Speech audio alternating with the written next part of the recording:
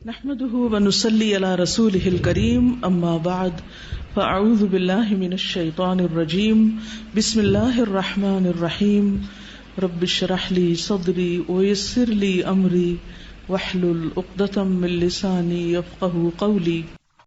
اب میں آپ کو ایک حدیث سناتی ہوں۔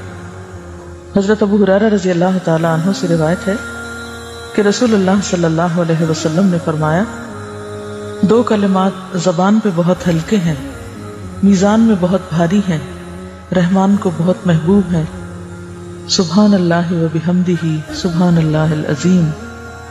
ایک دوسری حدیث میں صرف سبحان اللہ و بحمدہ، اس میں سبحان اللہ العظیم نہیں ہے۔ یہ حدیث بھی حضرت ابو ہریرہ سے روایت ہے۔ فرمایا، جو شخص دن میں 100 بار سبحان اللہ و بحمدہ پڑھتا ہے اس کی خطائیں مٹا دی جاتی ہیں، خواہ وہ سمندر کی جھاگ کے برابر ہی کیوں نہ ہو۔ متفق علیہ، بخاری اور مسلم کی روایت ہے۔ تاکید ہو جاتی ہے نا جب کوئی حدیث بخاری اور مسلم دونوں میں ہوتی ہے۔ اگر آپ نے 33 دفعہ یا 30 سے کچھ زائد مرتبہ 1 منٹ میں پڑھا ہے سبحان اللہ و بحمدہ سبحان اللہ العظیم، اٹ مینس کہ آلموسٹ ڈبل ٹائم لگا ہے۔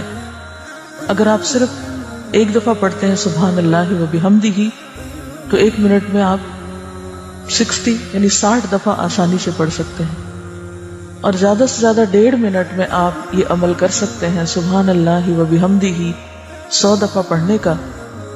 اور آپ اگر دن میں کوئی ایک وقت 1.5 منٹ کا مقرر کر دیں، مثلا سونے سے پہلے، مثلا سفر کرتے ہوئے گھر سے یہاں تک آنے میں، واپسی پر، کسی بھی ایک موقع پر، تو کتنی ہمارے قلب اور روح اور اعمال نامے کی صفائی ہوتی رہے گی ساتھ ساتھ۔ لیکن اصل بات یہ ہے کہ ہم اپنے اوقات کو منظم کرنا جانیں اور ان لمحات کی قدر کریں، ان منٹس کی قدر کریں۔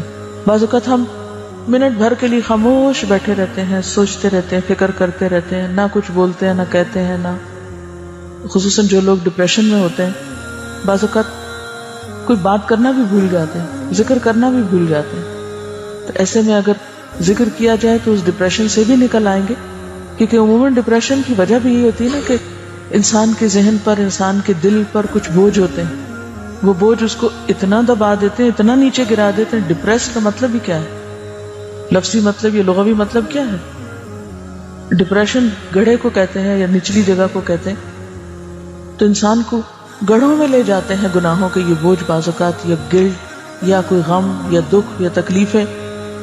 تو ان سے نکلنے کا واحد ذریعہ اللہ کی ذات کو تھامنا ہے، اور اس کا طریقہ اللہ کا ذکر ہے۔